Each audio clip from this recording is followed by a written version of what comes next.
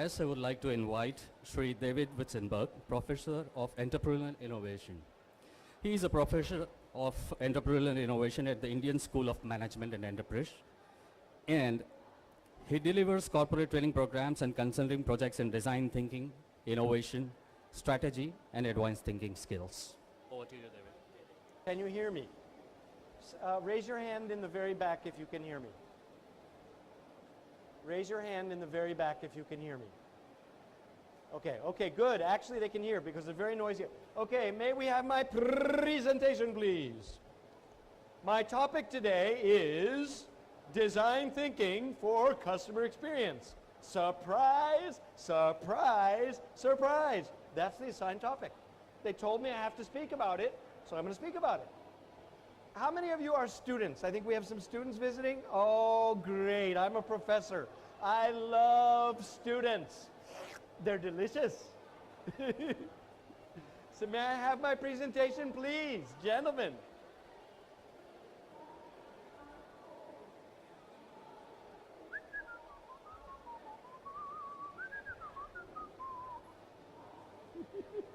May I have my presentation, please, gentlemen? All right, how many of you know what design thinking is? Areva, you don't know, you can learn something. Woo! Okay, yeah, there it is. So what I'm going to do is I figure I'll just walk you through a case study, and then you'll understand what we mean when we say design thinking. May I have the remote changer, please? First, next slide. All right. When you're going to design, you should always start with a problem. My colleague, Professor Omkar, is always telling the entrepreneurship students, fall in love with the problem, not the solution. Well, here's the problem. Anybody can read that or not? What's the problem? All your parents are paying lakhs and lakhs and lakhs for your education, and you get out of there and you're not prepared for work. Isn't that a great deal? But you got a degree, but you're not employable. Problem. In fact, if you're an engineering graduate, you're even less prepared. Our engineering graduates are 7% of them are employable, 7 out of 100. Woo-hoo! I call that a problem. And when I came to live in India, I said, I don't want to just do my business, I want to help the country. Mera adopted country hai, mera desh bhi hai, to mujhko madad dena hai. Okay, so what are we going to do? We set, in design thinking, we start with a problem and then we set a BHAG. What does BHAG say? Let's all say it together. B stands for?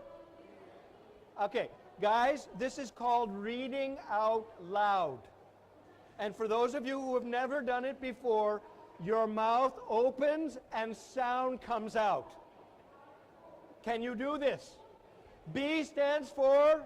Big. Good. H, hairy. A, audacious. G, goal. All right, so we start in design thinking with a problem, and then we think of a big, hairy, audacious goal. I call it the design thinking challenge. And what is the challenge? What did I want to design? Instead of 7%, how about if we design something that makes 100% of you young, lovely people employable when you get out of college? Would you like that? Yes. I thought you would, yes. You'd like to be employable.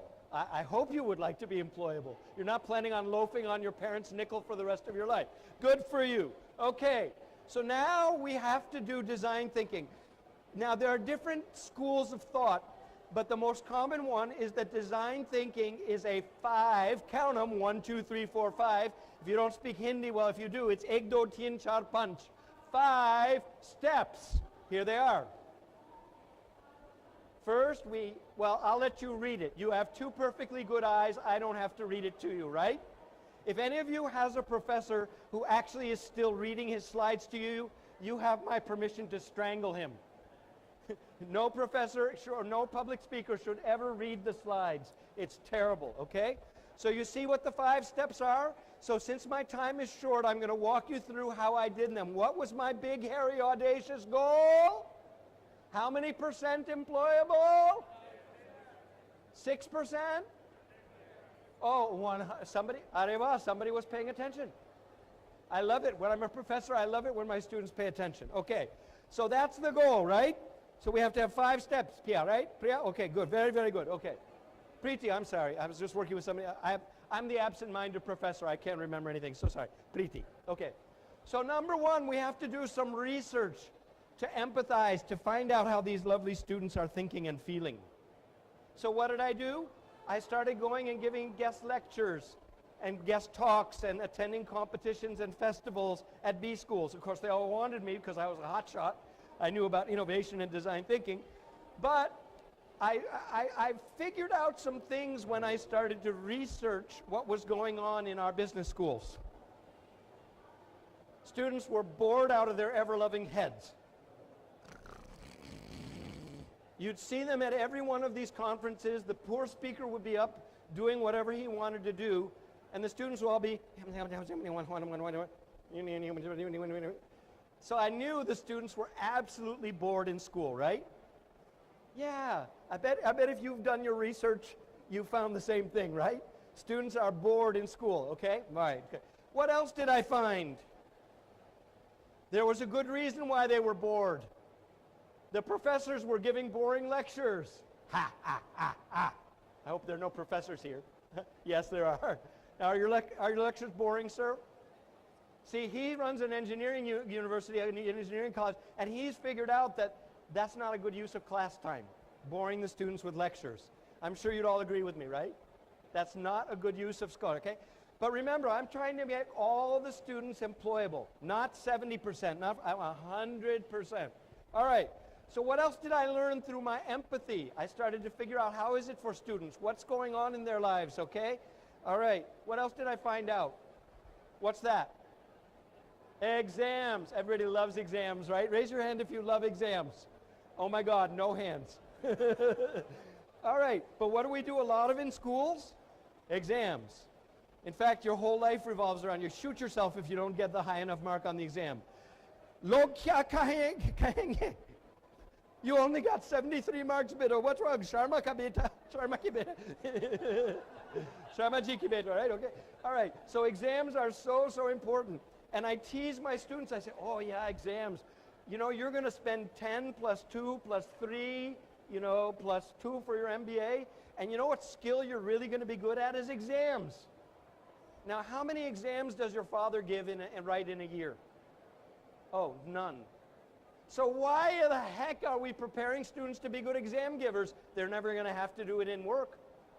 But that's what we create in our schools. They're designed to make really good exams. I get good marks. I'm a topper. Woo! Okay. So that's what I saw. Bored students, boring lectures, and lots of exams. All right, now that I know where the issues are, I can move to step 2. Oh, okay, I summarized what I found out in one key insight. Can anybody fill the 2 blanks for me? Raise your hand. Sir. All right, Fact-centered, more about factual data. Fact-centered, not? Okay, and not learning-centered. Wow, that's brilliant. You get a reward. Thank you very much, young man. Okay, what else? Who else has an answer? What goes in the 2 blanks? All right, sir, what goes in the first blank?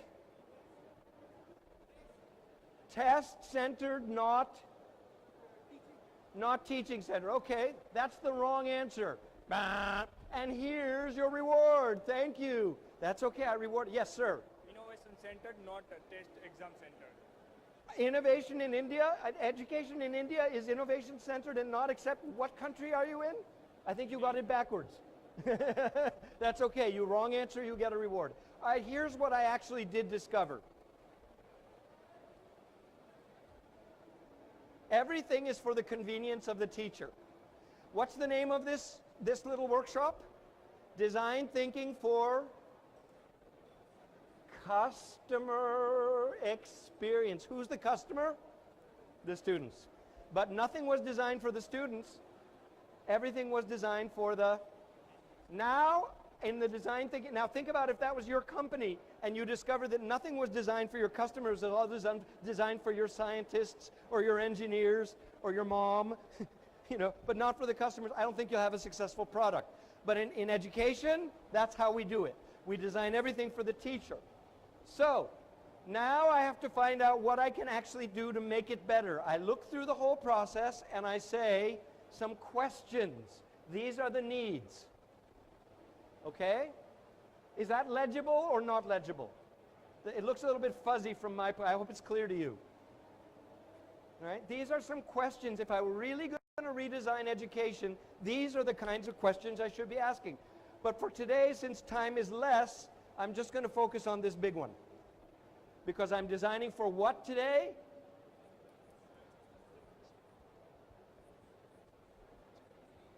Customer experience. Okay, so what can I change about education to make the customer experience better for who? The customers. All right, so now I have to come up with ideas. That's step 3. And I got some ideas through the years. These are some of the things you'll see suggested. All right? Right? Everyone thinks this will make a more prepared, better student experience. Well, here's what I figured out. I think I can make your learning experience better. You think you'd like to study in my classes? I see some nice nods. Thank you. I love you. Okay. So I said, all right, let me do that. So what did I do? When you design an idea, my idea is I'm going to teach, you create a prototype. That's step 4. And I started taking some classes now and then at some schools in NCR where I was living. I was living in Delhi, okay? Then I had another idea. You think teachers need any training? Nah. I started teaching teachers how to teach. You know the old joke, right? Those who can, do. Those who can't do, teach. And those who can't teach, teach teachers. I was the fool who was teaching teachers, but not in an institution of education. I was doing it out of the heart, the way I like to teach. Okay, so I started a movement called University 4.0, and I did a lot of faculty development programs. Then I got another idea. Become a full-time educator and business consultant. I was doing my own consulting company. I just brought it into a university, so I'm still doing consulting, but also teaching. Now I get to have a real impact. These are some of the things I do at our university. And we actually have 4 colleges. We have a management school, a design school, a mass communication school, and as of about 2 months ago, a hospitality and culinary arts. So we're kind of interesting. All right? So now that I'm in this setting full time, I can really get hot and heavy designing new solutions. So let me share with you some of the things I do differently compared to your school, unless you're our friend from the engineering college. All right? Can you believe that I actually taught an entire course without talking to the students? Shut up, professor. I just sat them down in front of a management simulation game and said, play the game and write about what you're learning. You think they learned anything? Heck yeah. Because nobody learns by listening to anybody lecture. You learn by doing. So I said, here, manage a company. Pretend you're managing a company. And they said, oh my God, I can get money from an angel investor. I can get money from shares. Oh, oh my God, my CEO just had a heart attack and dropped dead. That happened in the game. I gotta find a new CEO for my startup. So they learn by playing. We have a financial room set up by Bloomberg. So you're not hearing about markets, you actually look at the markets, okay? And instead of listening, you do projects, right? Individual projects, group projects. Like in one of my classes, I don't give an exam. See? Eliminate, okay? Reduce, raise, create, ERRC from, okay? I eliminated the exam. You don't like that, do you? You don't want to go to a class with no exams. Yeah, you do. So instead of an exam, you put on your best suit. I just paid you $1 million. You're now a global level consultant. No student report. You come in. I'm going to role play the president of Nokia or the president of Britannia or Future Group or whatever. And you have to put on your best suit and tie and ladies, closed-toed shoes. and you've got to convince me that your idea is a good one. So you're actually practicing what you're going to do as a professional instead of writing exams, which you're never going to do as a professional. So do it as a group. By the way, there's an old saying, when two people work together on a problem in the workforce, what's it called? Teamwork. When two students work together on a problem, what's it called? Cheating. We're not preparing our students for real world, okay? We're telling them don't work together. What do we do differently? We teach them things that they'll actually use in life instead of filling up their heads with a little bit of crazy facts. Okay? We have the facts too, but get them things, and then we, instead of bringing in these boring speakers, where I've been in so many where they're on their phones or talking to each other or falling asleep, ignoring the speaker, we give them personal interaction with the chairman of Tata's. Anybody recognize this guy? He's too small, right? He's a pretty cool business guy. He's called His Royal Highness Prince Edward, Earl of Essex, youngest son of Queen Elizabeth II. And when he came to our campus, he stopped and talked to every one of the individual students. He wasn't just there to bore the students with a talk. He was really cool. He left his lecture for 6 minutes. Isn't that the kind of lecture you'd rather live, like a TED Talk? 12 minutes? Don't make them drone on for an hour and put you all to sleep. So we give you interaction. Again, changing the student experience based on design thinking, all right? Instead of working on fill-in-the-blank multiple choice questions, they actually do work for Yes Foundation, for Diageo, for major companies, Eureka Forbes. They come in and give them CSR live projects. Our students' work was presented at the UN in New York City on a CSR project, all right?